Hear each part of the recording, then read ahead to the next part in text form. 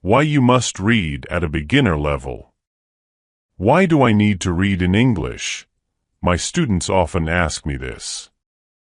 They think, I go to classes, I do my homework, I watch films in English. Why should I read books? Actually, reading is the best way to improve your English. I will tell you why. First, reading is very important now.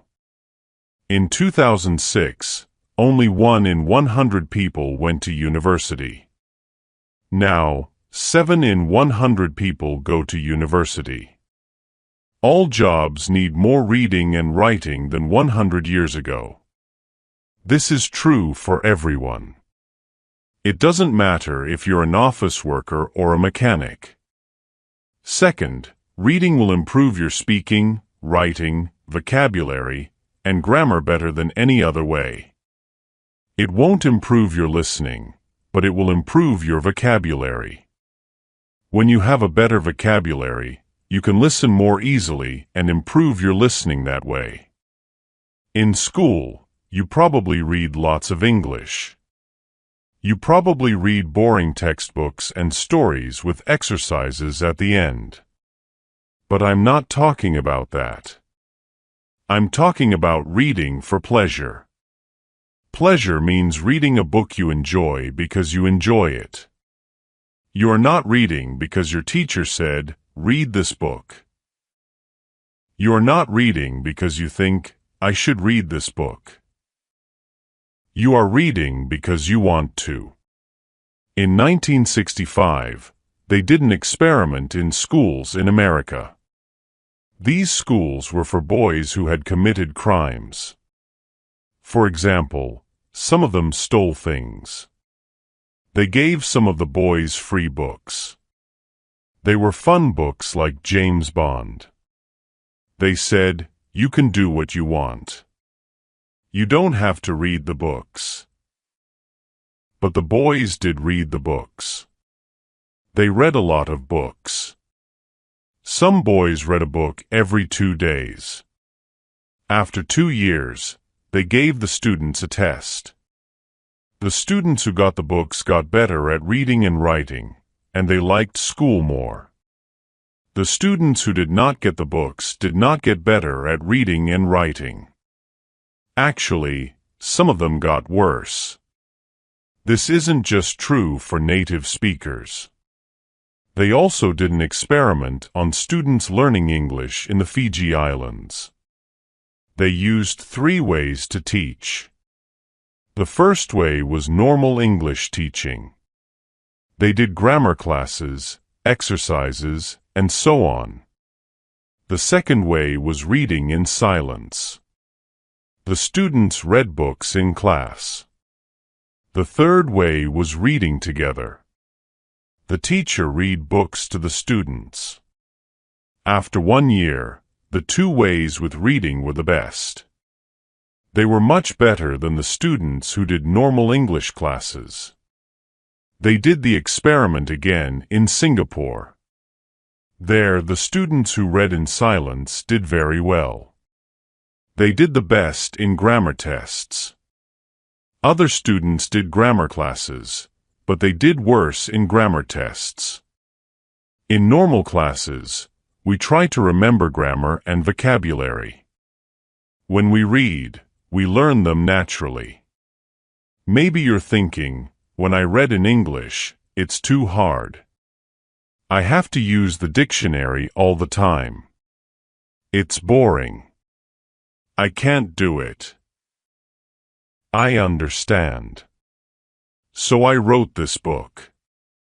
I think this book will make you like reading because the stories are easy and fun.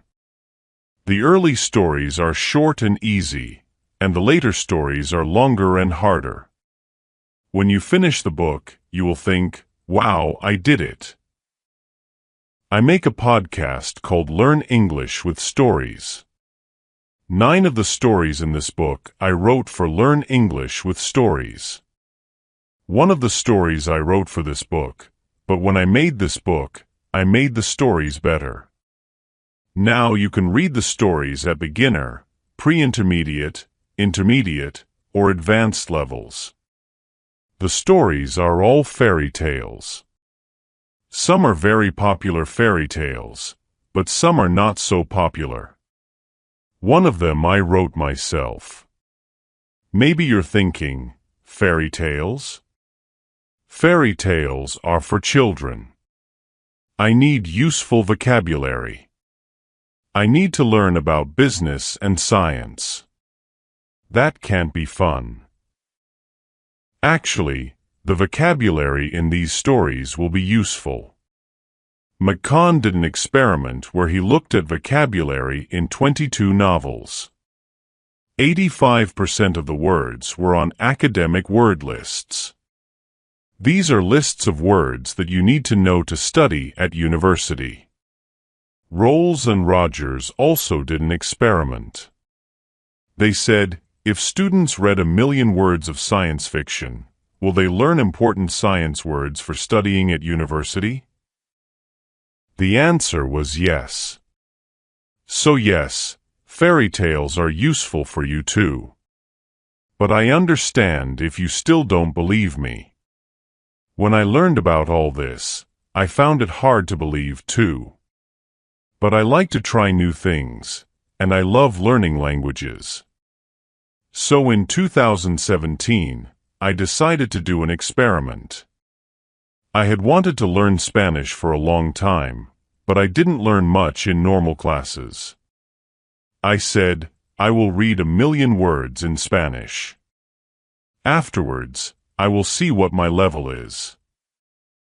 1,000,000 words is about 20 novels, so it was a lot of work. I started with very easy reading like this book. Then, I started reading translations of books that I knew in English. For example, I have read Harry Potter and Game of Thrones in English, so I read them in Spanish too. Finally, I read new books in Spanish. I read Latin American authors, that means writers such as Isabel Allende, Luis Jorge Borges, and Manuel Puig. I love them. I also listen to podcasts, but I always read the transcripts and added the words to my goal. After I finished reading 1,000,000 words, I wrote and talked to native speakers. I was at an intermediate level. I could understand almost everything I read. I could understand people when they spoke clearly, and I could have conversations. I had spent most of my time reading, not speaking. In 1 year, I learned more than most students learn in 5 years. I didn't try to remember grammar and vocabulary. I learned them naturally. Maybe you're thinking, I don't believe this, or maybe you're thinking, wow, I'm going to read for hours every day. But I have to say something very important. You must read books that are easy. You must read books that are fun. If a book is too difficult or too boring, put it down and find another one. Stephen Krashen, an expert in language teaching, says, only read things in English that are fun and interesting. Read things that are really easy, that you wouldn't read in your native language because they are too easy. So you can read comics, magazines, detective stories, romance stories, and so on. Don't feel bad about reading translations. If you read very easy books, when you see a word you don't know, you will understand the meaning easily. You won't have to use a dictionary. So what is easy? Experiments show that you should understand at least 98% of the words in a text. 98%? That's so high. I know, but let me show you an example. Here is a text where 10% of the words are not real words, so you should understand 90% of the words. Jerry flirted out of bed and opened the curtains. He said to himself as he made breakfast. He made coffee and put butter on his puffer. Someone called his phone. and he picked it up. He was very surprised by who was tonguing, so his Vinky fell on the floor. Is that easy to understand? Could you read a whole book of that? Here is the same text, but only 2% of the words are not real, so you should understand 98% of the words. Jerry jumped out of bed and opened the curtains. He sang to himself as he made breakfast. He made coffee and put butter on his toast. Someone called his phone, and he picked it up. He was very surprised by who was calling, so his Vinky fell on the floor. How was that?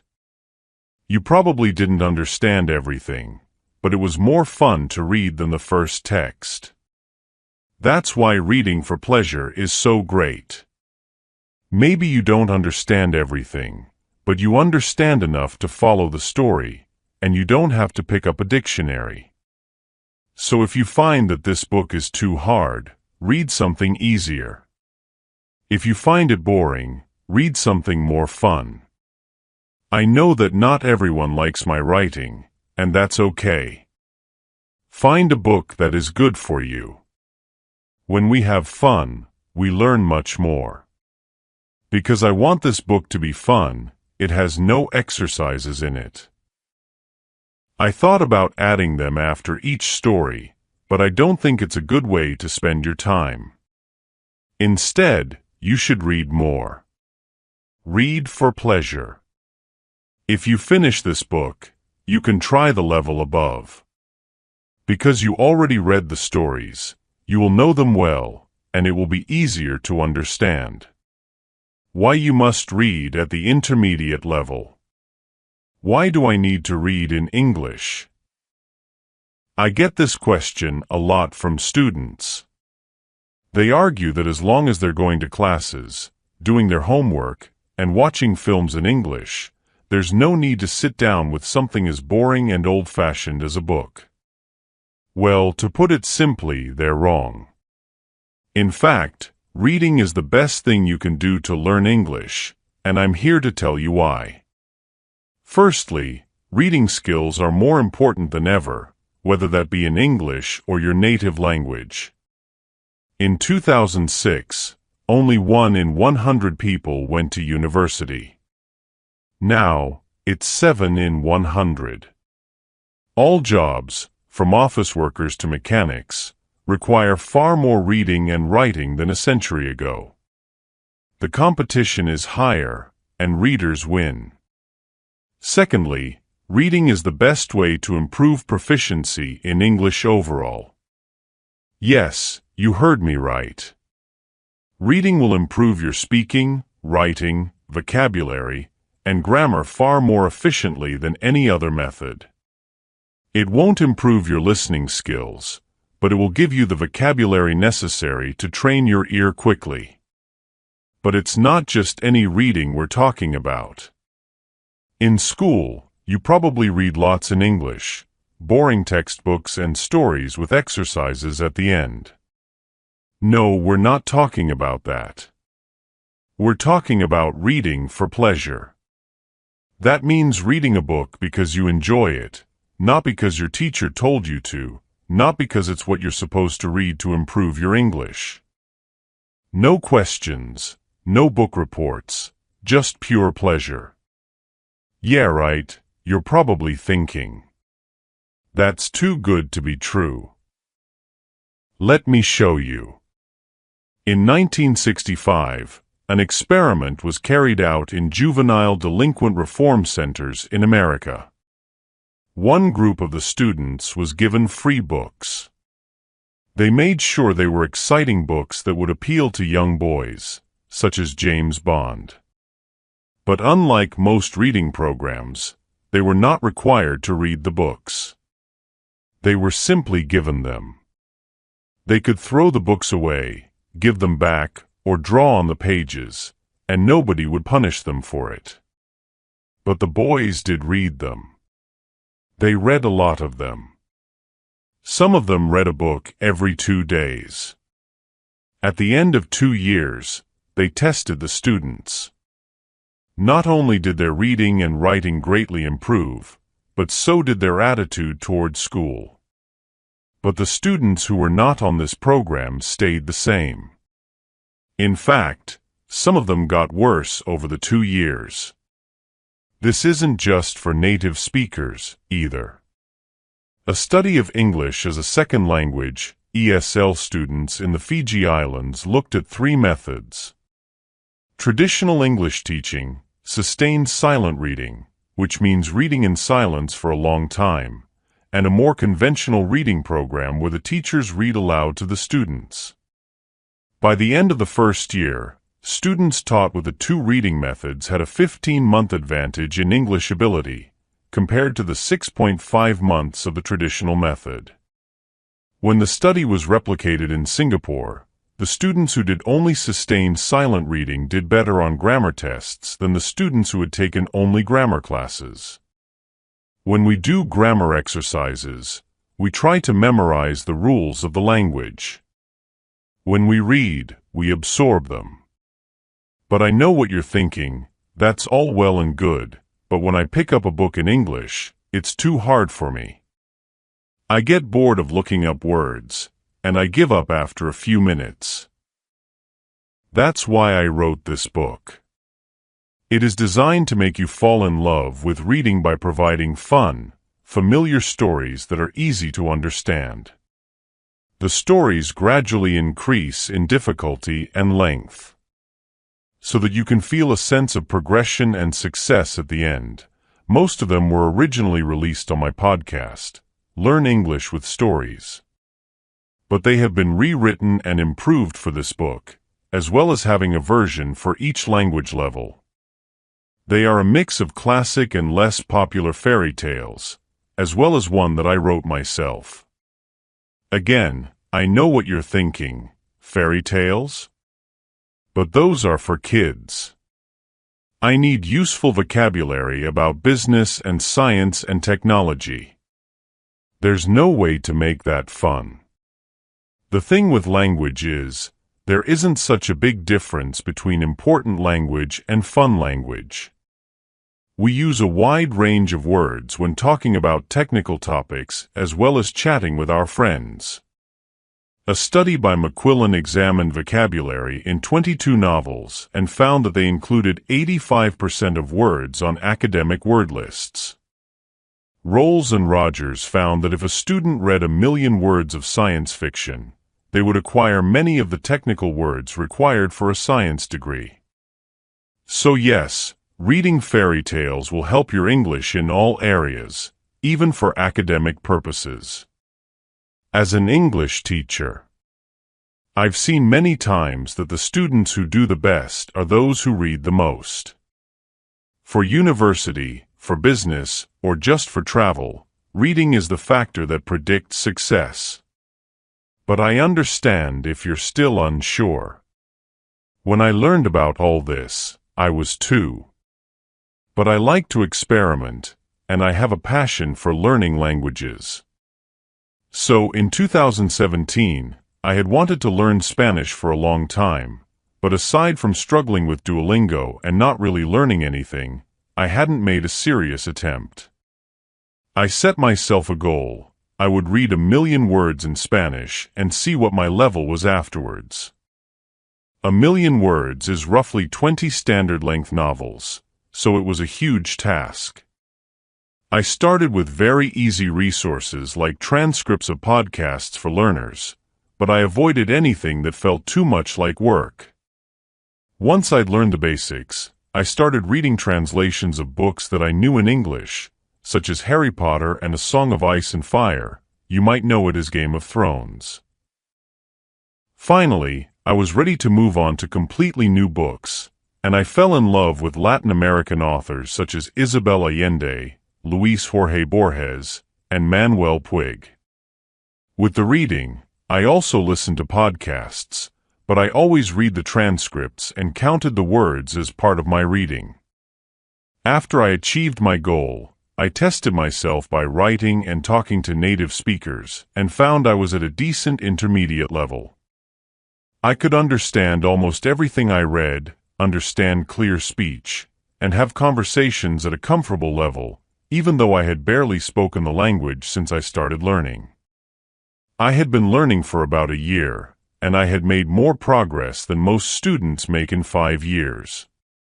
I didn't memorize the vocabulary and grammar rules, I absorbed them. By this point, you're either thinking this is all complete nonsense, or you're super excited, ready to start reading for hours a day. But the next thing I'm going to say is extremely important. You must read books that are easy, and you must read books that are fun. If a book is too difficult or too boring, put it down and find another one.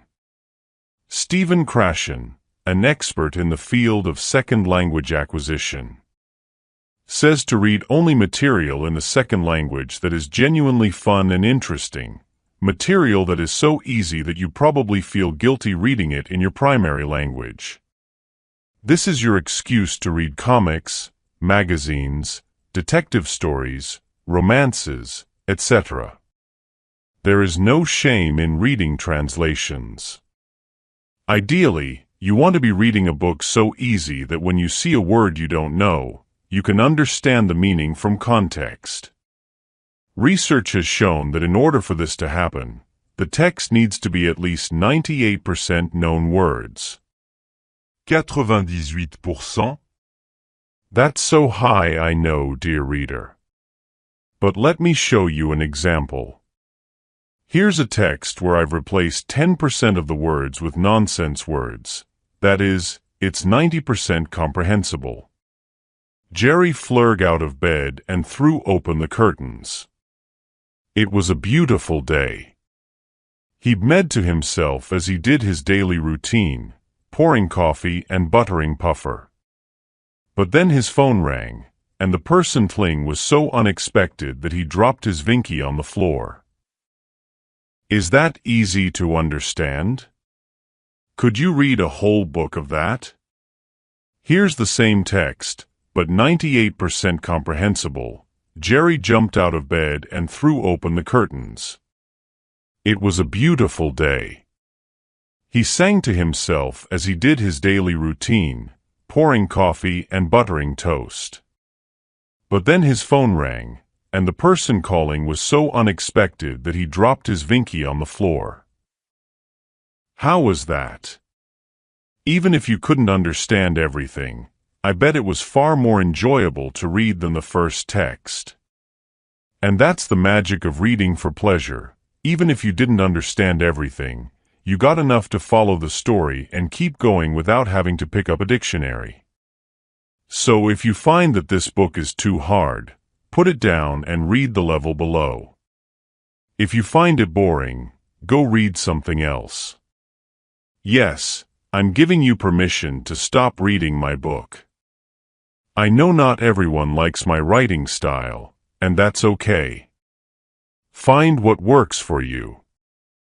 As you read, focus on the meaning of the stories and don't sweat it if you don't understand every single word. Just relax and try to get lost in the pages. Believe it or not, when we have fun, we learn far better. The levels of these volumes are based on the Common European Framework of Reference, a system for defining language levels. You'll know them as A1, A2, B1, B2, C1, and C2, although these books only cover A2 to C1. If you're A1 level, you probably need more guided teaching before you start reading, and if you're C2 level, then you can start reading books for native speakers. A great strategy if you don't feel so confident about your reading ability is to start with the beginner level of the book and reread it level by level, going all the way up to advanced. This will allow you to really absorb the new language and gradually increase the difficulty. There is not a huge difference between the intermediate level stories and the advanced level stories, but even rereading the same story twice can be very effective. We need to repeatedly encounter new words and phrases before our brain can really understand them. Finally, this book has no exercises in it. I considered adding them after each story, but it would contradict everything I just told you. The most effective way to spend your time is reading for pleasure, and exercises distract from that. If, however, you finish this book and find yourself wanting more stories, do go and listen to my podcast, Learn English with Stories. I publish a new story every week with audio and text, and there are over 100 episodes for you to listen through. Happy reading and happy learning.